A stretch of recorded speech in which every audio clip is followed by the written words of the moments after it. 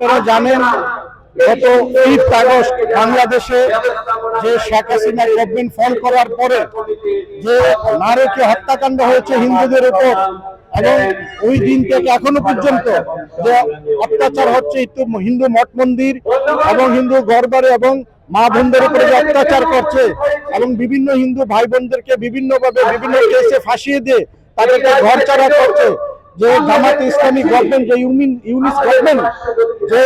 Islamic government, ওরা হিন্দুদের উপর যে অত্যাচার করছে, এই অত্যাচারের প্রতিবাদে আজকে হিন্দু সংঘর্ষ সমিতি নাম দিয়ে আমরা সংঘ পরিবার সমস্ত আওয়ামী আমরা আজকে প্রতিবাদ করছি, যাতে আমাদের যে ইসকন মহারাজ আছে, যাতে উনি হিন্দু আন্দোলনের মুখ ইসকন মহারাজ,